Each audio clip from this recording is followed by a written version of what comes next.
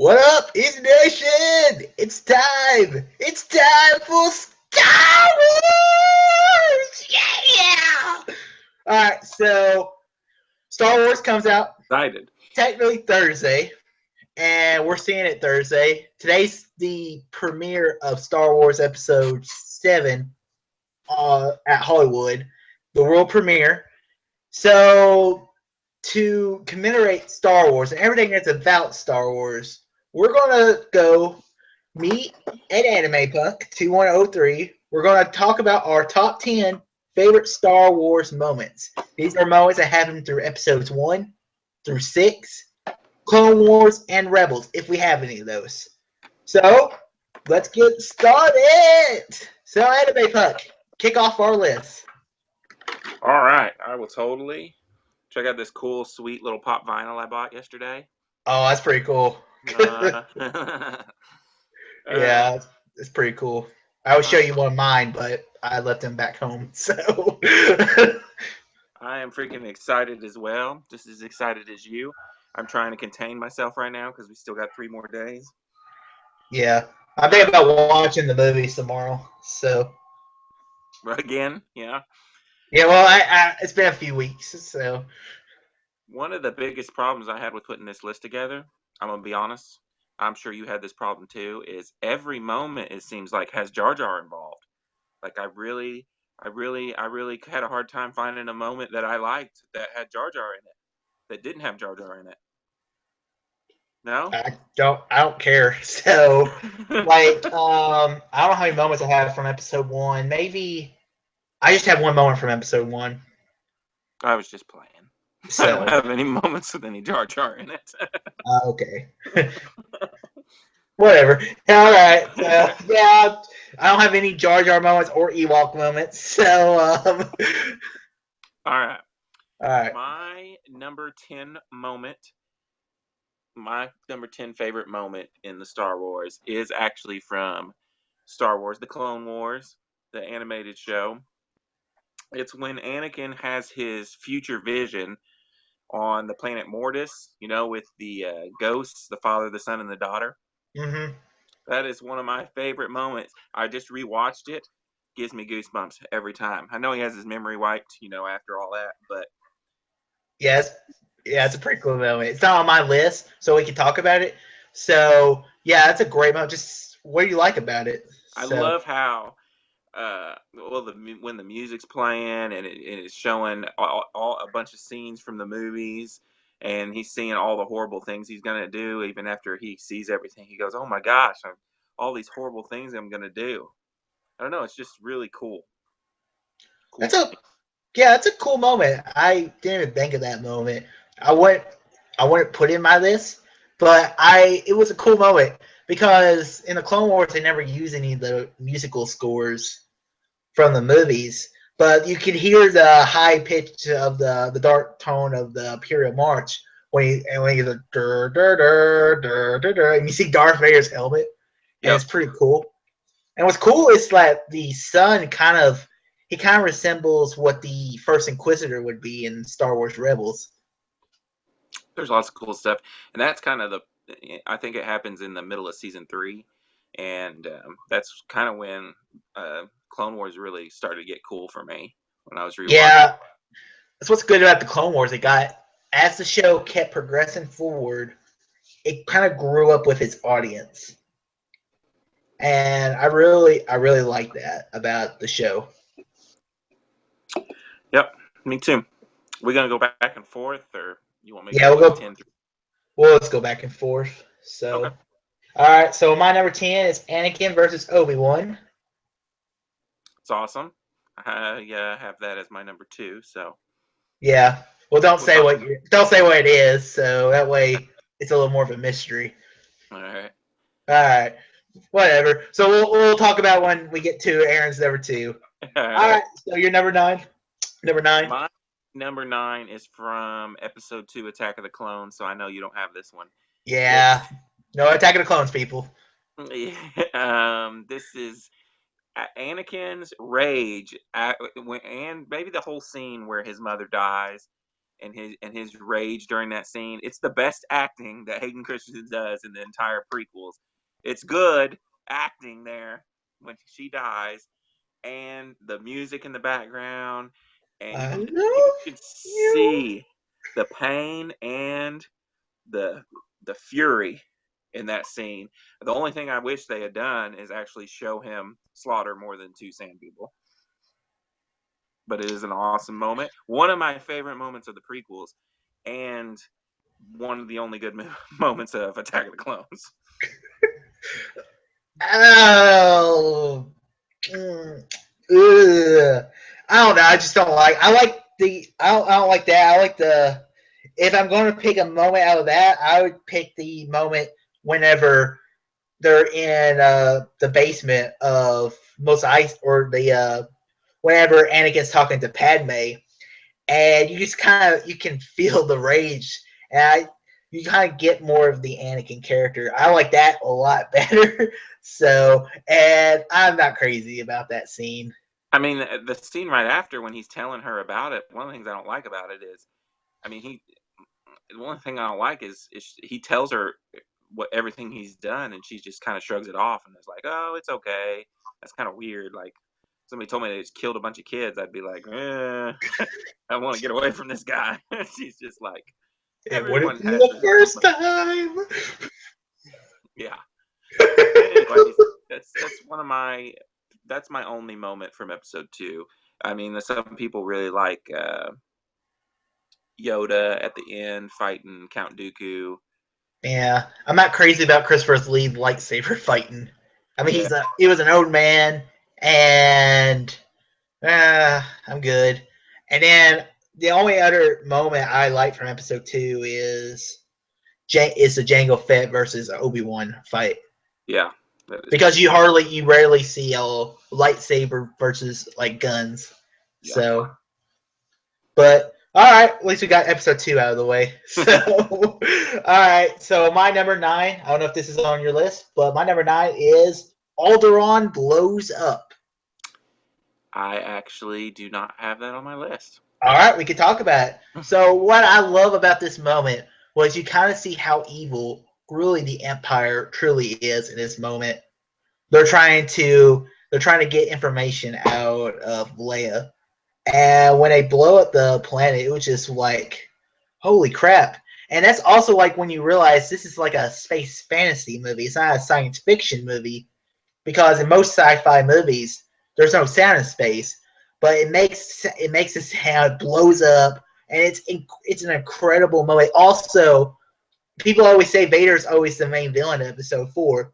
I disagree. I think Tarkin is the main villain of Episode 4, but I really, really love that moment. So Does that happen after or before Luke's aunt and uncle getting burnt to death? it happens after, because they're in the spaceship, and then Obi-Wan sits down. He's like, I felt a great disturbance in the Force, like 1,000 voices just screamed out in terror and were quickly silenced. I do enjoy that scene, but when his aunt and uncle get wiped out and burned alive, I'm kind of like, whoa, Empire's evil. And then when they blow up the planet, you're like, okay, they're really Yeah, effing but evil. that's true too. So, but I mean, it was just a cool moment. So, just to see what this Death Star was all about. So, that's my number 9. Alrighty. My number 8, probably going to be on your list. It's Darth Maul versus Obi-Wan / Qui-Gon from Episode 1. The Yeah, Duel. we're gonna have to punt a little. So, Okay. All right. all right. So, my number 8 moment. This might be on your list as well, but it's when Vader kills the Emperor. I do have that. Yes. Okay. So, um, but My.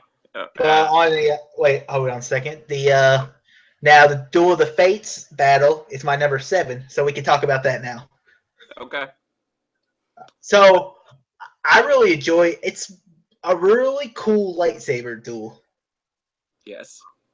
It is. Like, it's so awesome to see, and you get to like when you see the double bladed lightsaber for the first time, you're like, I didn't know that was an option. That's cool. It is one. It's very choreographed, but very awesome. And ever since that scene, that's what I expect from lightsaber fights. I mean, personally, there's a lightsaber fight later on in this list we'll talk about that I like a lot better. It's I think still the greatest lightsaber fight. My problem with the fights in the prequels was they felt too emotionless, and I really like this fight though. Like there was more emotion in this fight than what you would see later on in Anakin versus Obi-Wan fight in Episode 3. Because once Darth Maul kills Qui-Gon, or once Darth Maul kills Qui-Gon, you see the emotion in Obi-Wan. Oh yeah. So, and I mean, it was cool to see. It was really cool the scene because just like in Episode 4, the advisor character dies because Obi-Wan dies in Episode 4 and Qui-Gon dies in Episode 1. Yep. So what do you like about it other than like? Well, one of the coolest things, the Duel of the Fates by John Williams, probably one of the best pieces of music ever created, in my opinion. I mean, I agree. and I think if I remember correctly, they kind of splice in the fight with other things going on that aren't quite as entertaining. Yeah, I don't want to watch a Gungans fight. Yeah, yeah. No. So They pull up shields and then they throw balls at the droids. I'm good. And Anakin driving the spaceship and going, now this is pod racing. I think I'm good with that. So, but yeah, it was one. It's my favorite. Well, yeah, I'd go ahead and say it's my favorite lightsaber fight of all the movies, and that's just why I like it. It's really cool. yeah, it is a really cool moment. All right, so you're number 7. All right, my number 7 is also from the Clone Wars, the animated show. I had a hard time. Like I almost want to put another Clone Wars thing in here, but this is when the very end of season 5, I think, when Ahsoka after the whole Ahsoka, her being accused of things. After all that, when she refuses to rejoin the Jedi Order, it's like a 5 or 10 minute scene where the Jedi Order tries to take her back in, and she's like, "No, I can't." And then Anakin tries to convince her, and then he says, "I know how it feels to want to leave the Jedi Order." All that stuff is amazing, and it made me cry a little bit when I watched it. It's very emotional. Yeah, it's just what's great about that is Ahsoka started out as that really, really annoying character in the movie. And it's a character that just gets better and better as the show goes along. And now we love her in Star Wars Rebels. She's kicking ass. And she's a great character. And I'm so glad they brought her back. I'm curious how they would have chosen her end in the Clone Wars, because if they continue the Clone Wars, I doubt we would have seen Ahsoka in Rebels. Yeah, they kind of canceled that once Disney bought them, didn't they? Yeah. Yeah, Ahsoka's one of my favorite characters in Clone Wars, and I love her being back in Rebels, and I hope to one day see her in a live action movie. That would be sweet. It's not going to happen, man. It's not going to happen. Yeah, when she leaves, it was sad, and I liked it. It was one of my favorite moments of the Clone Wars. There's no way Ahsoka's going to be in a standalone movie. So if she dies in Rebels, I'm really going to cry then. she has. I mean, I think it'd just be awesome if Vader kills her. It would be cool. If he tries to pull what he did to Luke in Episode Empire, but she says no, and this time he kills her. So I want it to be a close fight. Like, I don't want Vader to just kick her ass because, she's pretty much a Jedi Master now. Well, I don't want to say a Jedi Master because she never really finished her training. So, and the Clone Wars is only like a 3-year event. So really, She has way more training than Kanan does, but I mean, you could tell that fight between Inquisitors was a no match, and she fought like a Jedi really should fight. She didn't. She didn't. She wasn't the aggressor. She held the people. She held them back, maybe for a story element, but it was a great moment whenever Ahsoka gets kicked out of the gets kicked out of the Jedi Order, and then they asked her to come back in. Also, it's kind of cool as Tarkin is like the lawyer trying to persecute Ahsoka. Yep. All right, so my number 6 is the Battle of Hoth. I don't have that in my list. It is awesome though. It's an awesome moment. It's just awesome. The AT-AT walkers walking on the snow, which is incredible.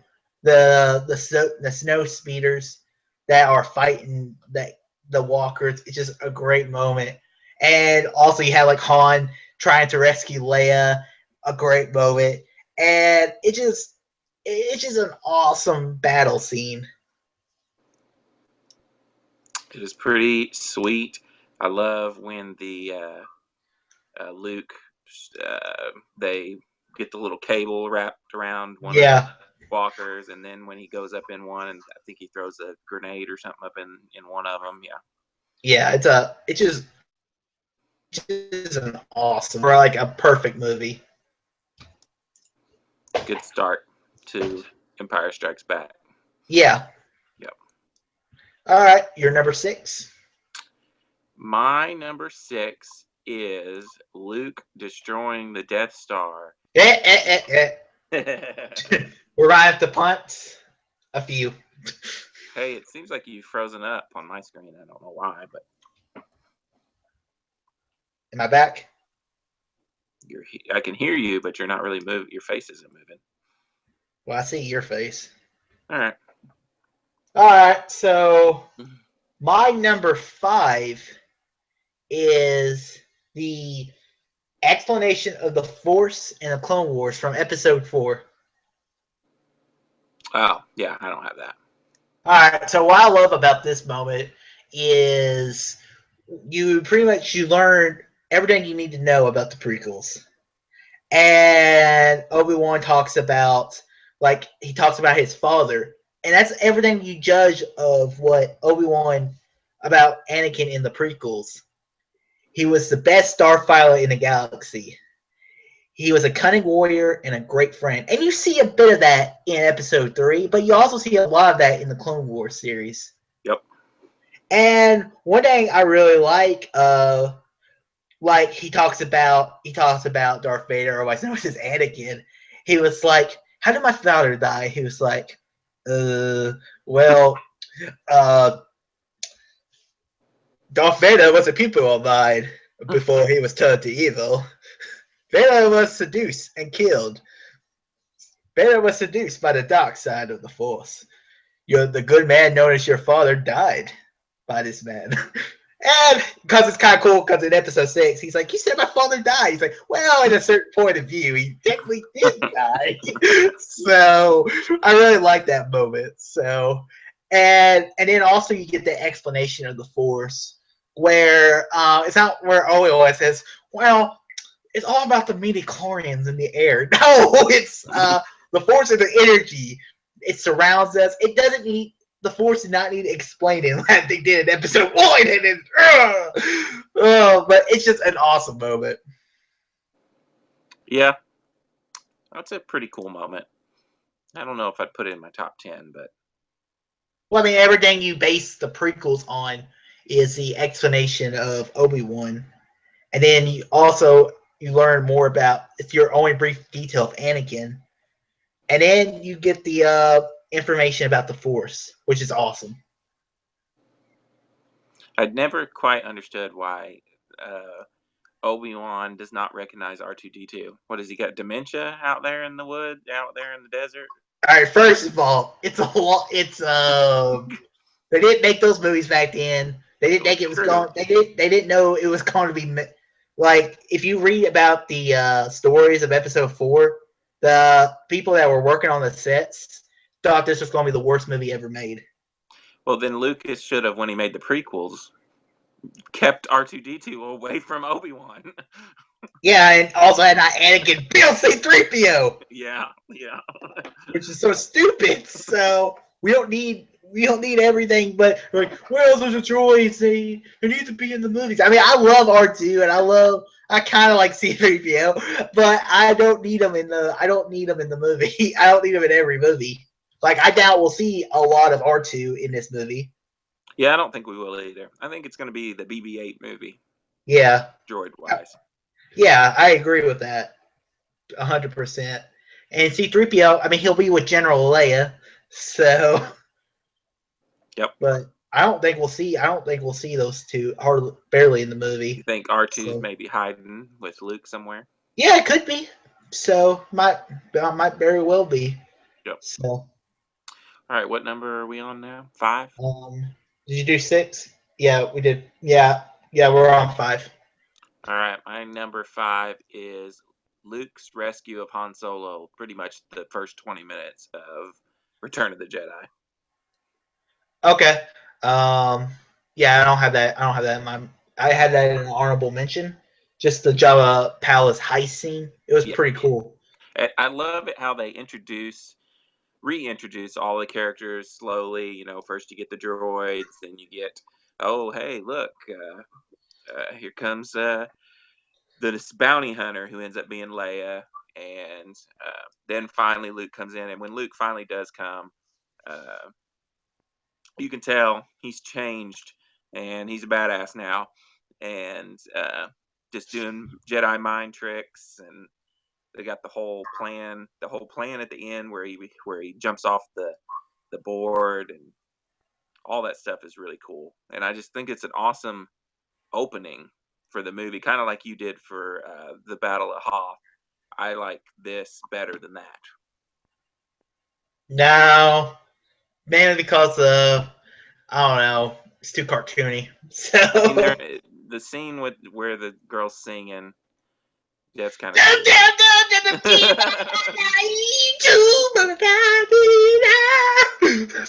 plus I could probably do without the whole creature underneath Jabba's thing. I didn't really like him either, but everything else, I don't mind that. I just don't like the cartoonish stuff. I love Jabba's palace, but apparently it took like a month to film or something. I've read about that recently. It's a pretty cool moment. Yeah, it's a cool moment. So it just one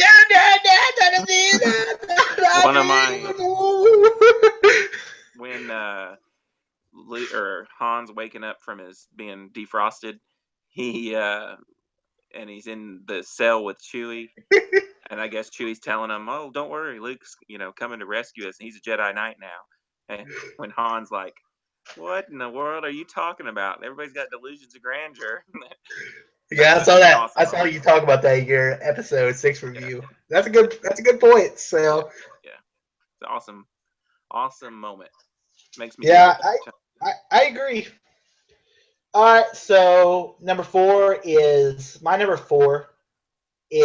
the Death Star battle.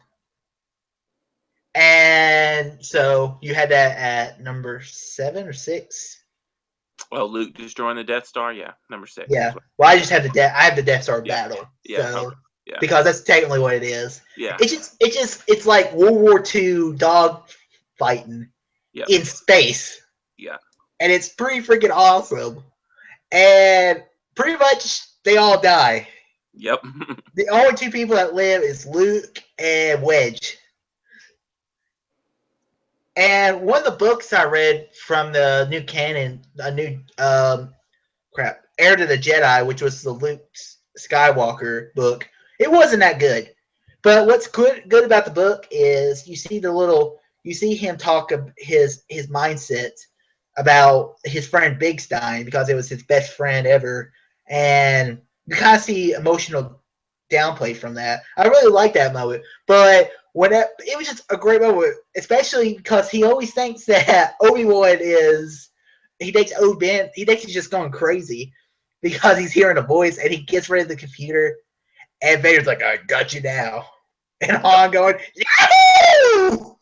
I love when he takes a breath and the energy blast or whatever go in that hole. That's a crazy moment right there. Yeah.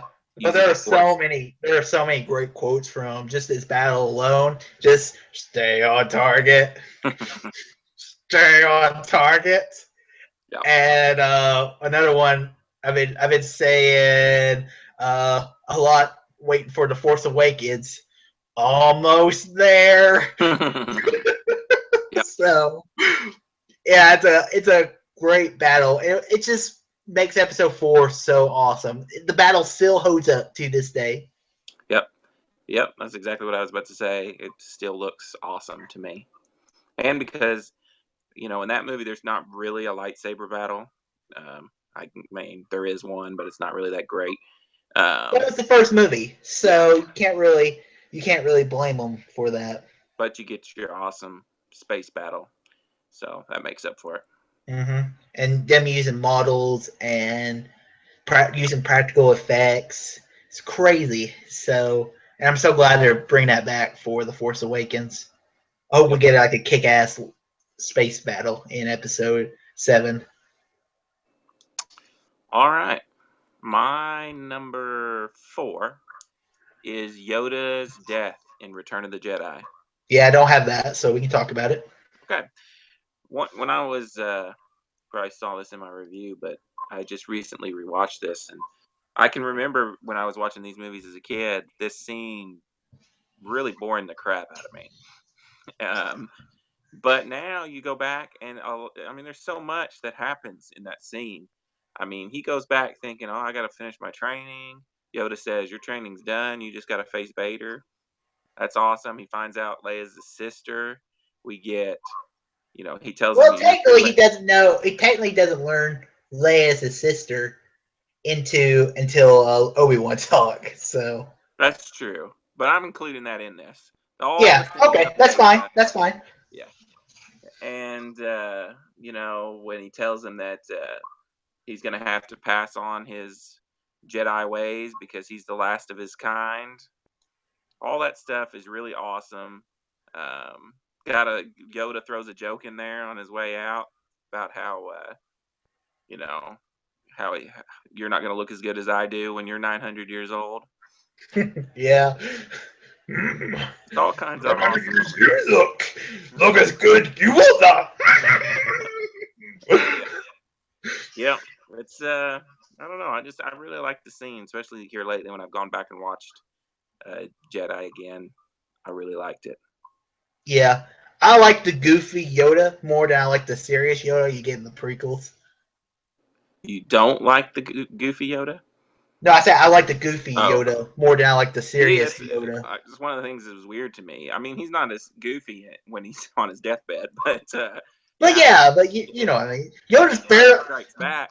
Yoda is a glorified cameo in Return of the Jedi. So In Empire Strikes Back, he is really goofy compared to the prequels, where he's very serious. Not a whole lot of joking around.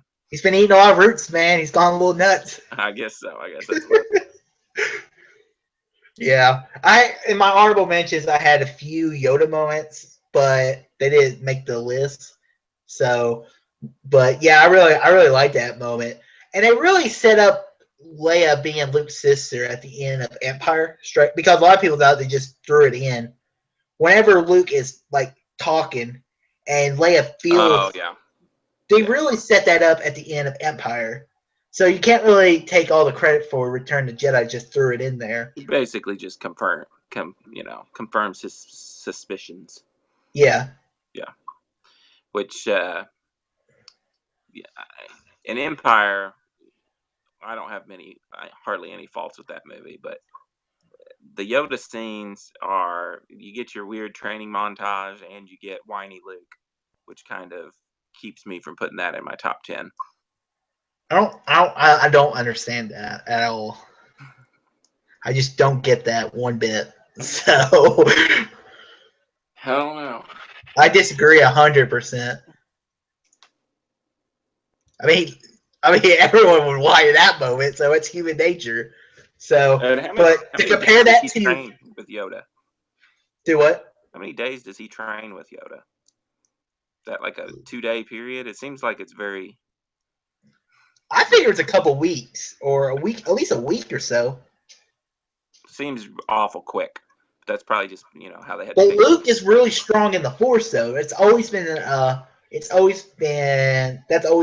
thing about Luke is that he's very powerful in Force. And there's also this theory that maybe more time passes on Dagobah than it does out in the other space. Yeah. Because it looks like whenever Han and them are in the asteroid field, that time goes by pretty quickly. But it looks like time goes a lot slower for Luke. So maybe more time passes, maybe it doesn't, but who cares? Who freaking cares? Alright, so we're at number 3, right? If you already did your 4, then yeah. Yeah. My number 3 is surprisingly from episode 3. Oh! And it's one of my favorite moments of the prequels. Of introducing a character who could be the main villain of episode 7. So my favorite moment of episode 3 is the opera scene in Revenge of the Sith. I almost put this in my top 10. Yeah, it's one of my favorite scenes as well. So it's just so cool because the seduction of Anakin Skywalker to the dark side was not an overnight thing. It was really, if you go back to episode 1, whenever Obi-Wan and Anakin greet Palpatine, Palpatine says to Anakin, he's like, "We will look at your career with great insight." So he was already setting seeds as a child. And the book I read, Darth Plagueis, it went really into a thing where Palpatine was said, "I'll let Obi-Wan train the boy, but once he's fully trained, I will make him mine." And what I really liked about this was Palpatine was he was putting seeds of doubt into Anakin's head. And really, it's really whenever he says, "Have you ever understood Darth Plagueis the Wise?" And it's just a great moment of the movie. And you are filled with sin. But it's a great moment when you hear about this guy who has immortality, and you're just like, "What? This is a Force power? That's pretty cool." It made midi-chlorians not sound so bad, and it was just a great moment. Yep, some good storytelling by Palpatine. I think the guy that played him was just a really good actor, and he's been 60 years old for like 50 years of his life, or like 40 years of his life. And he can also, you can see in that story how he kind of senses or knows, I don't know which, that Anakin is trying to find some way to save Padme. And so he kind of uses that against him in the story, because he's like, hey. Mm-hmm. Well, I mean, you see in Clone Wars that Palpatine always used the relationship between Padme and Anakin against him. Yep. Yeah, I was going to say the Clone Wars is another awesome way you can see how Palpatine is always kind of messing around with Anakin. Yeah. Yeah. All right, so you're number 3? My number 3, surely you have this on your list, is when Darth Vader saves his son. Yeah, that was my number 8. Oh, yeah, that's what I thought. Yes. So Darth Vader saves his son, throws the Emperor over, that whole deal. Screams no. Wait. No. No! We're not. No, that doesn't count. But yeah, it's an awesome scene because you see evil Vader. He did have a little good inside. Chooses to save his son and go against exactly the opposite of what he did in episode 3, where he sides with Palpatine and goes against Mace Windu. Mm-hmm. Well, here's the thing. The Blu-ray edition pisses me off so freaking much because you don't need Vader going, no, no, no. You because the perfect thing about this scene is the silence. You just hear Luke's crying, and first off, seeing Palpatine's Force lightning is so freaking cool. It is You're awesome. like, that's possible. Yeah. That is it's like you think in the movie that the craziest thing in Return of the Jedi is a green lightsaber. Yeah. And then you're like, Force lightning, that is so cool. I want that now. But the coolest thing about that scene is you could read Vader's facial expression, and he's wearing a mask. He's just like, he's so conflicted, and then he just picks him up and then throws him down. And so many movies have copied that death scene because so many bad guys fall and die in movies anymore. Yep. Yeah, I agree. We didn't need the no, just like we didn't need him screaming no when he actually becomes Vader. No! Silence would have been golden in both those situations. Yeah, I agree. So, especially because when you see Vader for the first time, you're like, all right, we're going to get another badass Vader line. And he's like, where is Padme? Where is she? And you're just like, he's like, you killed her? He's like, no! Well, in the lightsaber battle between Vader and Luke is pretty awesome too. It's one of the cooler lightsaber fights, I think. Yeah, it's more choreographed, and you talk about the episode 6 one, right? Yeah. Yeah, it's the better. It's one of the better choreographed fights of the original trilogy. And one, I was going to mention this, but one of the I saw one of the funnier memes I've ever seen is when it says, it's like Luke's on top of those, like that bridge thing. He's like, "You can't win, father. I have the high ground." Oh no, not again! And throws his lightsaber, make sure. So yeah. So yeah. Yeah, that's my number 3. I'll let you go with your number 2 because it's Anakin versus Obi-Wan. So that is right, Anakin versus Obi-Wan, and I include the fight, which is very choreographed, but also my favorite part is after Anakin charges the high ground, or charges Obi-Wan at the high ground. But I include Obi-Wan's speech at the end. I love that speech where he talks about how it gets me every time when he's like, "I loved you, Anakin, like you were my brother, and you're supposed to bring balance to the Force." That's one of my favorite moments in the whole movie. And the fight is cool. It does drag on a little too long, and they're jumping on weird stuff that shouldn't be jumping on. But yeah, like when they're the part that gets me was like when there's fire all around them, and they find like a rope, and they're swinging and fighting. Yeah. When it and then some of the dialogue in that, he was like, I can say Ewan McGregor in the prequels is the best part of the entire prequel trilogy. Obi-Wan's one of my favorite Star Wars characters in general, and it's Ewan McGregor's Obi-Wan, not the other guy, really. Yeah. But what I love is he's pretty much dying and becoming Ben Kenobi in these scenes. And when he goes like, "I have failed you, Anakin. I'm sorry." And then Anakin's like, "I should have known the Jedi were evil." Like, yeah. Anakin, you dumbass! Palpatine is evil! In my point of view, the Jedi are evil! And you're lost! Yeah, that is a stupid moment. But when he does at the end say, "I hate you," I like that part. And then he burns alive, and that's why the movie's rated PG-13. And we were like, holy crap. So that's pretty dark and awesome at the same time. Yep.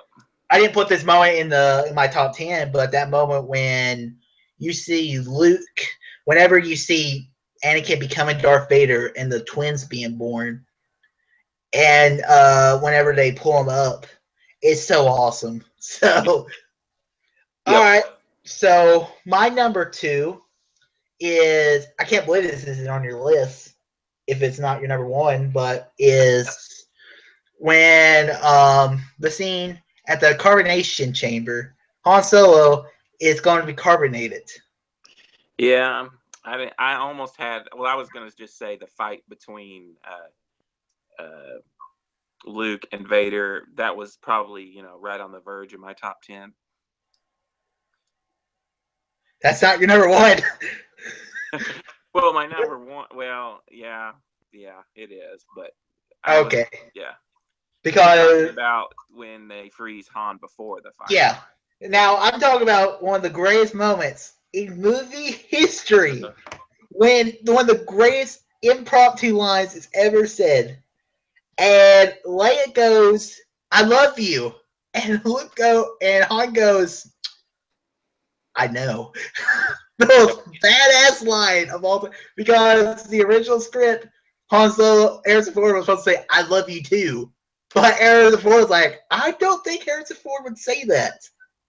And they also froze Han because they didn't know if they were going to get Harrison Ford for another Star Wars movie. So it'd be a good way to kill him off if they couldn't get him back for another movie.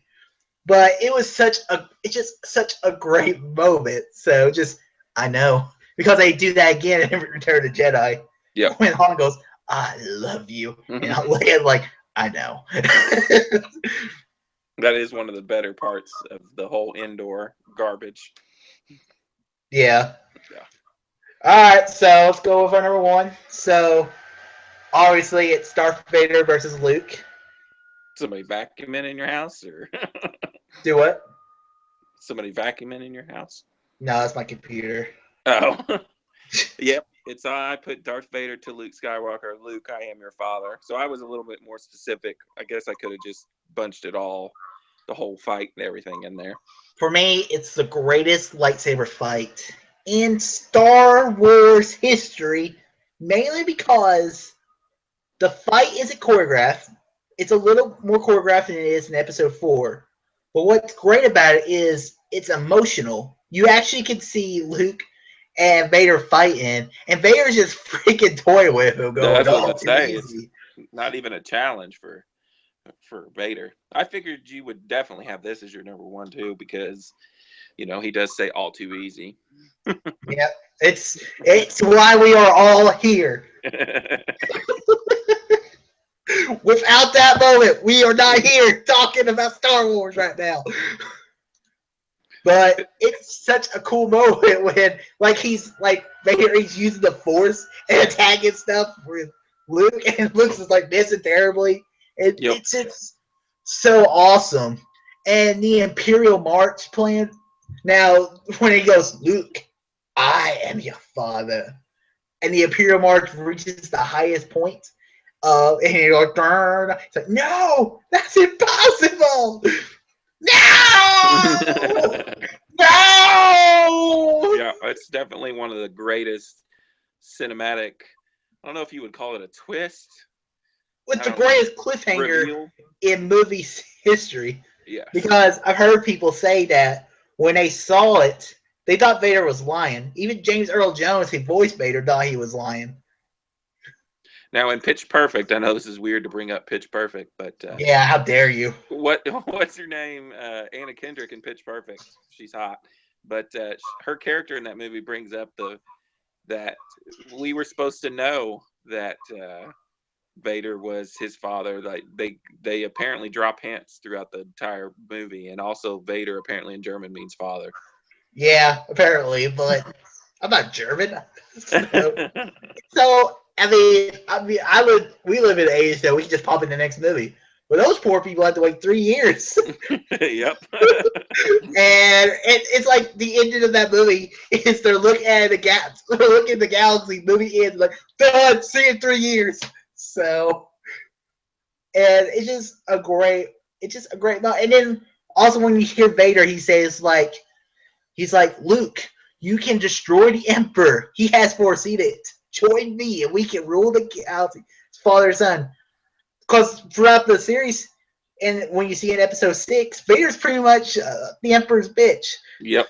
And that's what makes Star Wars so awesome is you can have an amazing villain of Darth Vader, and he can just be the toy of the Emperor. Yep, I agree. Now in Episode 3, doesn't he tell Padme the same thing, Vader? He said, Yeah, but it's "We voiced by control Hayden all the Christensen. galaxy I think it together." counts. I can beat I can kill him, and we can make things the way we want them to be. Yeah, I think I'll take the James Earl Jones version of that. it just makes you. I guess George Lucas wants us to know that Vader's always thought about portraying the Emperor, I mean, you but always never have has that the balls moment to in do it. episode 2 whenever they're in the grass. And he was like, he was talking about the government that works the best, and you're like, this is kind of a little hint of it, but Yeah. Well, that's our top 10 Star Wars moments of all time. Who knows what will be in the top 10 after episode 7 and the next trilogy that comes out with the including of the anthology films. yep. So you can find Aaron at AnimePunk2103 on Twitter, and you can find his blog on AnimePunk2103 at WordPress.com. That's right. And he does movie reviews and stuff.